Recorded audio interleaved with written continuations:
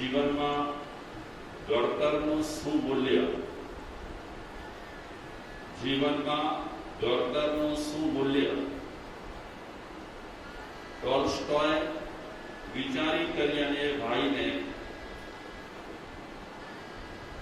સમજાવવાની કોશિશ ન કરી, પણ પ્રશ્ન કર્યો કે તું રસ્તામાં ચાલ્યો જતો હોય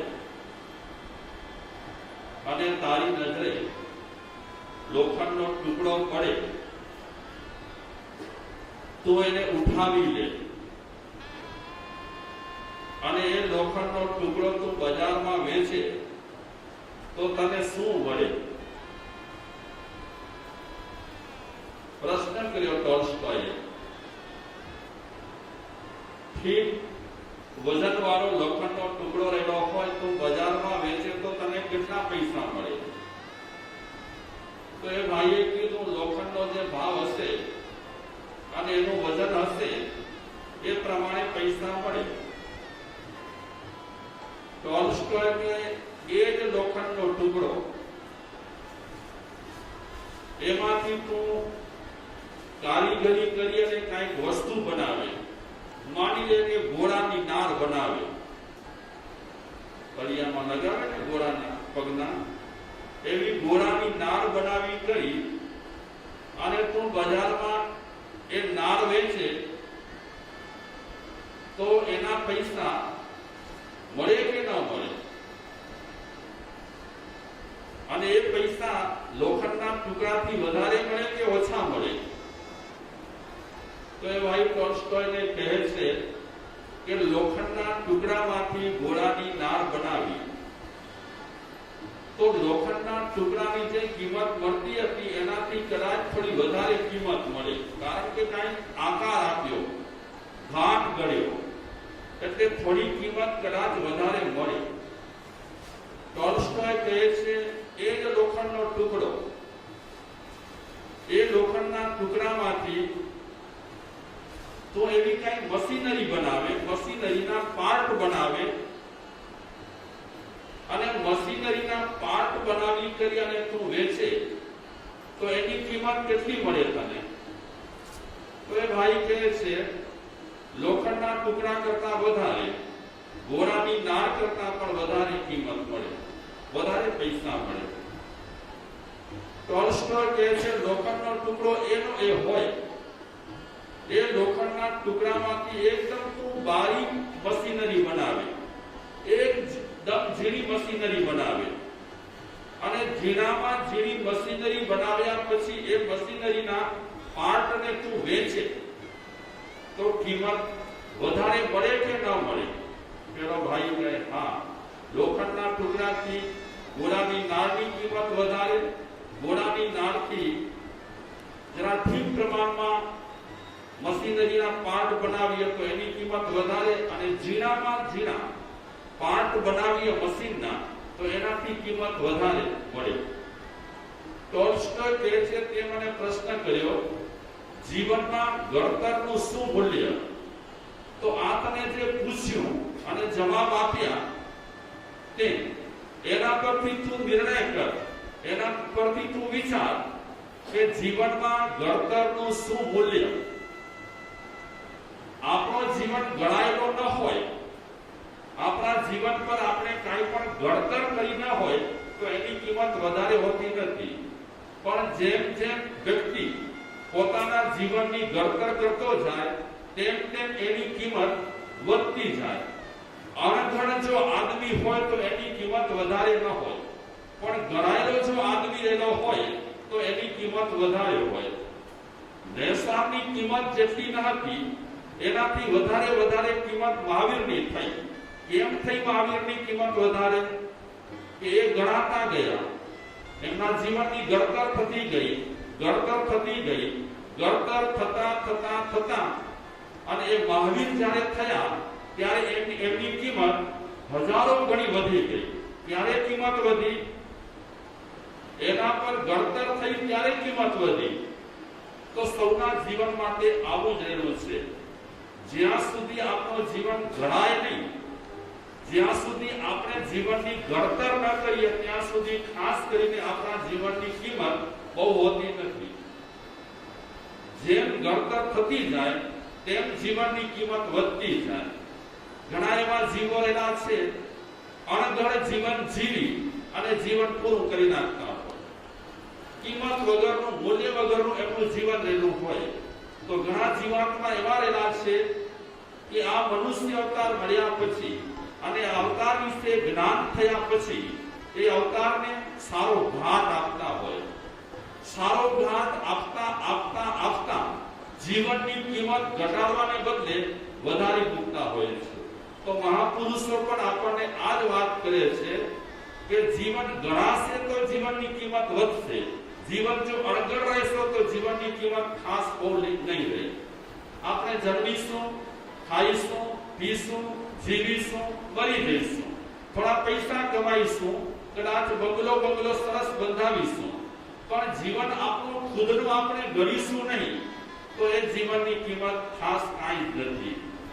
મનુષ્ય અવતાર મળ્યો છે અને યોગ્ય યોગ સાંપડ્યા હોય, સારું વાતાવરણ અને સારા વિચારો આપણને મળતા હોય તો જીવનની જેટલી ઘડતર થાય એટલી ઘડતર કરવા જેવી છે. આ જન્મમાં તો આપણે ફાઇનલ જીવન તો નહીં જ કરી શકીએ, પણ આ જન્મમાં આપણે પ્રેક્ટિસ કરી શકીશું. આ જન્મમાં આપણે થોડો ઘાટ આપી શકીશું. જો વ્યવસ્થિત આ જન્મમાં ઘાટ અપાયેલો હશે તો ફરી આવો જ કોઈ જન્મ આપણને મળશે ત્યારે ફરીને સારો ઘાટ ગળવા માટે આપણને સારા સંજોગ મળશે. તો સારા સંજોગ અત્યારે આપણને મળ્યા છે. જેટલા આપણે આપણા જીવનના ઘાટ ગળી શકીએ, સારામાં સારા ઘાટ ગળી શકીએ એવા ઘાટ ગળી લેવા જેવા છે. ઘરેણું સરસ મજાનું હોય તો પહેરવાની મજા આવે, પણ અણઘડ જો ઘરેણું હોય તો એની કિંમત ખરી પણ પહેરવાની મજા ના આવે. અને જમાના પ્રમાણે જો ડિઝાઇન હોય તો વધારે મજા આવે. એ જ રીતે આપણા જીવનનું રહેલું છે. જેટલી ડિઝાઇન સરસ કરીશું, જેટલી ફેશન આપણે આપણા જીવનની સરસ કરીશું એટલું આપણું જીવન સારું બનવાનું છે. તો જીવન કઈ રીતે ગણાય, જીવન શેનાથી ગણાય, એની બધી પ્રણાલિકાઓ, એની બધી પદ્ધતિઓ આપણને પૂર્વાચાર્યોએ બતાવી છે, ઋષિ મુનિઓએ બતાવી છે. એમણે આપણી એટલે કે માણસની બહુ ફિકર કરી છે. જુઓ તો ખરા વિચાર આવે આપણને કે માર્ગાનુસારીમાં જે બોર્ડ રહેલા છે માણસાઈના, એમાં સામાન્ય સ્તરે જઈ કરી અને મહાપુરુષોએ આપણને શિક્ષણ આપવા માટે પ્રયાસ કર્યો છે. સાવ નીચના સ્તરે જઈ કરી અને મહાપુરુષોએ જ્યારે આપણા જીવન માટે શિક્ષણ આપ્યું છે એ ખરેખર આપણને અચંબો લાગે. જે મહાપુરુષોએ આત્માની વાતો કરી, જે મહાપુરુષોએ મોક્ષની વાતો કરી, જે મહાપુરુષોએ જીવન વિકાસની વાત કરી, એ મહાપુરુષો એમ કહેવા માંગે છે કે લગ્ન તમારે કરવા હોય તો કેવી રીતે કરવા. કેટલી કૃપા કહેવા એ મહાપુરુષોની. ઊંચે વિચારોના ઊંચા સ્થાન પર વિરાજમાન એ મહાપુરુષો, એ ઋષિ મુનિઓ, એ આસ પુરુષો માણસને સમજાવવા માટે, ગ્રહસ્થને સમજાવવા માટે કેવી નીચલા સ્તરની વાત કરે છે, પણ એ નીચલો સ્તર નથી. આ લગ્નનો છે ને નીચલો સ્તર નથી. લગ્ન સંસ્કાર ગ્રહસ્થ જીવનમાં મોટામાં મોટા સંસ્કાર કહેવાય છે. અને લગ્નમાં જો ગ્રહસ્થ થાપ થઈ જાય, લગ્નમાં થાપ થાય તો પૂરી જિંદગી એની શું થઈ જાય? પાયમાલ થઈ જાય. એટલે ઋષિ મુનિઓ આવી લગ્નની ફિકર કરીને પણ કાંઈક આપણને આચાર સંહિતા બતાવી. લગ્નની આચાર સંહિતામાં ઋષિ મુનિઓએ શું વાત કરી કે જો તમારે દીક્ષા ન જ લેવી હોય મનુભાઈ, તમારું મન જ ન હોય દીક્ષા લેવા માટે, તો કમસે કમ તમે લગ્ન કરવા માંગો છો તો લગ્ન તમારે કઈ રીતે કરવા? દીક્ષાની વાત તો બહુ મોટી થઈ ગઈ. મોટી વાત છે ને દીક્ષાની, હા, ઘણી મોટી વાત રહેલી છે. અમને સાધુ સંત, અમને જે દીક્ષા આવી છે એ પણ પૂર્વના કોઈ સંસ્કાર હોય, પૂર્વના એવા કોઈ યોગ રહેલા હોય, પૂર્વની એવી કોઈ કરણી રહેલી હોય, એના કારણે અમે આ હોદ્દા પર આવ્યા હોઈએ. નહીં તો દીક્ષા લેવી આમ ઢીંગલા ઢીંગલીની રમત નથી. ઘણું છોડવું પડે છે. ભલે સાધુ સંતો પાસે આજે ઘણી વ્યવસ્થા રહેલી છે, તે છતાં પણ ઘણું છોડવું પડે છે. ઘણી પ્રતિકૂળતાઓ વેઠવી પડે છે. અને આમ જોવા જઈએ તો સાધુ જીવન કેવું છે? આમ જોવા જઈએ તો સાધુ જીવન કેવું છે? તમે બોલો ખરા તો મજા આવે. કેવું છે સાધુ જીવન? આમ તો સાધુ જીવન બહુ સારું. સાધુ જીવન પણ બહુ સારું છે અને સાધુ જીવન પણ બહુ સારું છે. તો સાધુ બધા બની શકતા નથી. આજે વિશ્વની વસ્તી છે કેટલી? વિશ્વની વસ્તી કેટલી? કેવળ આપણા ભારતની અત્યારે વસ્તી રહી છે 1 અબજથી વધારે. તો પૂરા વિશ્વની વસ્તી ખૂબ જ રહેલી છે. આટલી વસ્તીમાં સાધુ સંતો કેટલા? આટલી વસ્તીમાં મુનિ ભગવંતો કેટલા? અને સાચી રીતે અને સારી રીતે સાધુ જીવન જીવનારા કેટલા હશે? આંગળીના વેઢે કહી શકીએ આપણે બહુ ઓછામાં ઓછા કે એકદમ સરસ રીતે સાધુ જીવન જીવતા હોય. તો આટલી વસ્તી હોવા છતાં વિશ્વમાં સાધુ બનનારાઓની સંખ્યા ઓછી છે અને લગ્ન કરનારાઓની સંખ્યા વધારે છે. તમારા છોકરા મોટા થાય, તમારા દીકરા કે દીકરી મોટા થાય તો પહેલા વિચાર તમને શેના આવે? દીક્ષાના કે લગ્નના? આટલા તમે બધા ધાર્મિક વૃત્તિ ધરાવો છો, કેટલાને દીક્ષાના વિચાર આવે કે અમારા દીકરા દીકરી હવે ઉંમરલાયક થઈ ગયા છે, દીક્ષા લઈ લે તો સારું. આવા વિચાર આવે કે અમારા દીકરા ઉંમરલાયક થઈ ગયા છે, હવે સારો અને સાચો પંથ લઈ લે તો સારું. કયા વિચાર આવે? શેના વિચાર આવે? મારે સાહેબ એક ચિંતા રહેલી છે. બોલો ભાઈ, શેની ચિંતા છે? કે દીકરી પણ ઉંમરલાયક થઈ છે અને દીકરો પણ ઉંમરલાયક થયો છે. સારા ઘરને સારા વ્યક્તિની શોધમાં રહેલા છીએ. દીકરીને સારો વર મળી જાય અને દીકરાને સારી વહુ મળી જાય. મારે છે આશીર્વાદ આપો, કામ થઈ જાય. કોઈ એમ કહે છે મારે સાહેબ અમારા 4 દીકરા છે, અમારા 2 દીકરા છે, અમારી 2 દીકરી છે. હવે 2 દીકરીને તો અમે વણાવી, 2 દીકરાના લગ્ન કરી નાખ્યા. હવે એક છે મેમ્બર. અમારી એવી ભાવના રહેલી છે કે આ મેમ્બરને અમે ત્યાગના પંથે મોકલાવીએ. આ ઈચ્છા તમે વિચારો, તમારા જેવા વડીલોને ઈચ્છા ન થતી હોય તો છોકરાઓને ક્યાંથી ઈચ્છા થવાની? ક્યાંથી ઈચ્છા થવાની? નહીં થાય ઈચ્છા. તમે તો વળી ખોટું ભરમાવો છોકરાઓને કે સાધુ જીવનમાં આમ છે ને સાધુ જીવનમાં તેમ છે, સાધુ જીવન આવું ને સાધુ જીવન આવું. તો તમારું જીવન શું સારું છે? સાધુ જીવનમાં આ કષ્ટ રહેલા હોય ને સાધુ જીવનમાં આ કષ્ટ રહેલા હોય તો તમારા જીવનમાં કઈ કષ્ટો જ નથી. અમારા જીવનમાં કષ્ટો રહેલા છે કે અમારા પંથને તમે બદનામ કરી નાખ્યો છે. એકદમ બદનામ કરી નાખ્યો છે પંથને.